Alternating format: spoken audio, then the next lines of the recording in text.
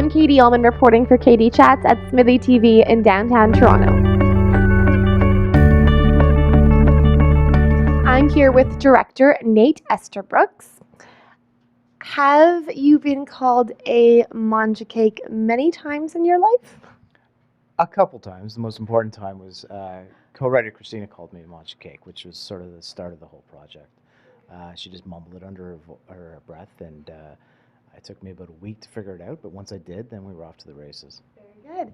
And this film is a comedy in sort of the mumblecore genre about this Italian family, these sisters that live with their Nonna. I'm saying that right, Nonna? Mm-hmm. So tell me a little bit about the genesis of the story and where it all comes from, what it's inspired by. Well, both Chris and I are big fans of Mike Lee and people like that, so it's a dark kind of approach to this, to a comedy, or a sort of almost David O. Russell. So she had called me a Mangiacake. She'd always had this obsession with Mangiacakes, and she always dated Mangiacake. So I always teased her for that once I figured out what it was. And from there, it was sort of, we found out that was kind of a bone of contention with her in the Italian community. So there were just sort of jokes that filled themselves in from there. Interesting. So for those who don't know what Mangiacake means, please enlighten us. So the literal translation is cake eater.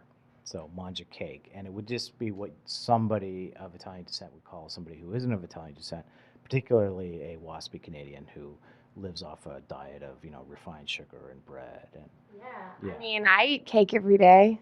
Do you? I grew up on Kraft Dinner. Oh, there you go. So it rings true. I mean, that's all right. And you guys are playing at the Carlton right now. And where can we follow the film? Like, where can we see it next? After the Carlton, we're moving on to VOD land, so you'll be able to find us on all your VOD or pay-per-view providers. And at the end of the month, we'll have digital as well, so we'll be available on iTunes, Google Play, stuff like that. And a couple of months after that, a month or two after that, we'll be moving on into the States too, so you'll be able to grab us on Amazon and stuff like that. Great. And can you tell me a little bit more about shooting this on a micro budget? Earlier, you told me you shot it on what could be the price of a car.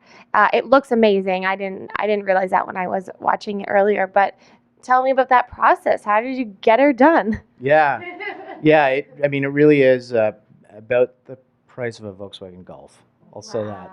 So a lot of his favors, there's a lot of, we took our time. It's a lot of in the planning and stuff like that. So this was a 3-year sort of process. And it was one of those things that, with this project, everything always felt right. It was always sort of a family thing, so somebody would get involved and they would come in and they would give it their all. And thanks to those people and all the time they put into it, we were able to cut costs basically and keep them down and do something that I think we can be really proud of at that budget. Absolutely. And what advice would you give to a indie filmmaker who's, trying to do or who aspires to do what you just did with this film?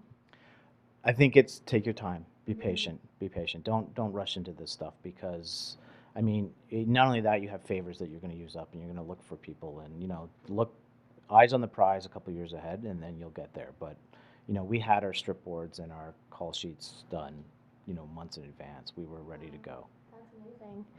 Very rare for a film. I feel like I always get call sheets the day before. Okay, maybe not the call sheets, but definitely. Okay. I was like, wow. Strip boards though, yes, for sure. And you are also a graduate of the Canadian Film Centre. So how did your time at the CFC help prepare you for your life in film? Oh, it's great. It gives you a network and a group of people that you can rely on, and you can always go to them for feedback, and they're always there for you. So that was the thing to give you sort of the confidence to do this and know that you can put this on your back and you can make a film yourself, basically. And where's the best place for us to find out more information on the film and to follow its progress and wherever it's going online? Our Facebook page is probably the best, so Mangiacake Movie on Facebook, but we're on Twitter and everywhere else. The other place would be www.mangiacakemovie.com. Well, thank you so much, and congratulations. Thank you so much. Thank you. I'm Katie Uhlmann reporting for Katie Chats at SMITHEE TV in Toronto.